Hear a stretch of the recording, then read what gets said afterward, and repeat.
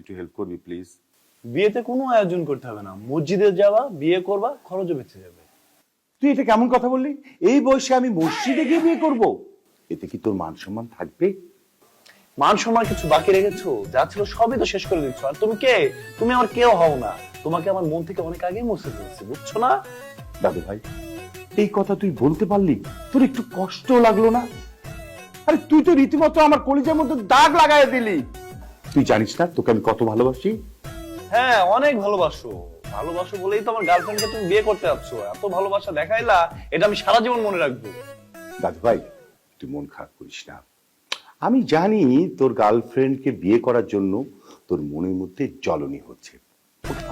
আমি বিয়েটা সেরে নিই, তারপরে তোকে অনেকগুলো টাকা পয়সা দিব। ওই টাকা পয়সা দিয়ে তুই একটা সুন্দর পরীর মতো মেয়ে দেখে বিয়ে করে ফেলবি। হ্যাঁ? তোমার টাকার আমার কোনো দরকার নেই। আমি নিজে ইনকাম করব, নিজের টাকা দিয়ে নিজে বিয়ে করব। অন্যের টাকার ফুটানি দেখানোর আমার কোনো দরকার নেই। আরে বোকা, আমি মরে গেলে আমার সব কিছু তো তোর হয়ে যাবে। হ্যাঁ হ্যাঁ, আমার সবকিছু হয়ে যাবে বলেই তো এই বুইড়া বয়সে বিয়ে করতে যাচ্ছ। আর এক ডাইনিকে ঘরে আনবা, সে ঘরে আসার আগেই বলছে আমাকে লাথি মারে ঘর থেকে বের করে দিবে। কি বলছিস? ও বলেছে?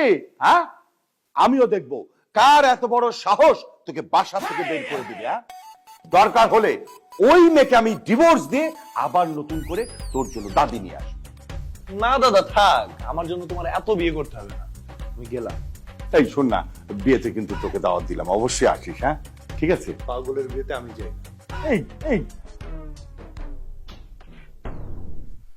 উফ।